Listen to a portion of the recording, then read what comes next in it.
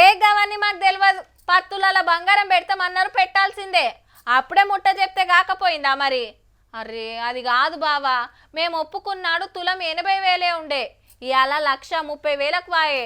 గింత పిరమైతుందని అనుకున్నానే. పాత రేటు పైకం కట్టిస్తేనే తీసుకోయే జరా అని బతిమలాడుతుర్రట బిడ్డే అత్తగారోళ్ళను. లేలే, రేట్ తోటి మాకేం సంబంధం, బంగారం పెడతామన్నావు పెట్టాలే అని వాళ్ళు. ఈ బంగారం ఎవరు కానీ పెట్టిండ్రో కానీ పెద్ద పరిశాన్ చేయబట్టే రాకెట్ ఎక్కి రయ్యిన ఉరికిన బంగారం రేటు చిన్నగా కిందికి దిగుతందుల్లా. 3 రోజులల్లనే 9,000 తగ్గింది. మళ్ళా మొన్న తులం 1,34,000 వలికితే ఇవాళ 1,25,000 చిల్లరుంది. చెప్పుకుంటానికి 9,000 దిగినట్టే గాని పట్టుమని ఓ 10 తులాలు కొనేటట్టయితే లేదబ్బా. ఆడవిళ్ళ పెండ్లికి 20 తులాలు పెట్టాలంటే 25 లక్షలు కావాలి. అంత పైకం కావాలంటే ఊర్లో ఎకరం భూమి అమ్మాల్సిందేనబ్బా. అయితే ఇంకో 6,000 తగ్గే ఛాన్స్ ఉందని బంగారం గురించి బగ్గా తెలిసినోళ్ళు చెప్తున్న ముచ్చట. ఏహే, వాళ్ళు గట్లనే చెప్తారు.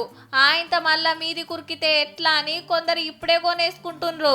చిన్న వస్తువు కొనే దగ్గర కొంచెం మేము పెద్దగా ఇన్వెస్ట్ చేసి కూడా తీసుకోగలిగాము. ఇప్పుడు తగ్గడం మాకు కొంచెం సంతోషంగా ఉంది. రేపు మళ్ళీ పెరుగుతుందేమో అని భయంకి కూడా రావాల్సి వచ్చింది, తీసుకున్నాం ఈరోజు. ఆవు మరి బంగారం రేటు ఎప్పుడు ఎట్లుంటదో ఎవ్వరు కరెక్ట్ గా చెప్పలేరు. దునియాలున్న పరిస్థితిని బట్టి మారుతుంది. మొన్నటి దాకా దేశాల నడుమ యుద్ధాలు పుట్టి అంత ఆగమాగం ఉండేటరకు చాలా మంది బంగారం మీద పెట్టుబడి పెట్టుడుతోటి మస్తు పిరమైంది. నిన్నయాల ఆ దేశాలని నిమ్మల పడ్డందుకు ధరలు చిన్నగా దిగొస్తున్నాయి. కానీ ఎప్పటికి ఇట్లనే ఉంటదనే గ్యారెంటీ అయితే లేదుల్లా. 2026 మార్చ్ వరకు we can see 1,50,000 అండి, and 2027 we can see 2 lakhs. వాయమ్మో, మల్లేడుకు 2 లక్షలు అవుతుందట తులం. అప్పట్లా 50,000 అనుకున్నాం. అసొంటిది 1,00,000 దాటే. రేపు 2 లక్షలకు కూడా ఉరుకుతుందేమో.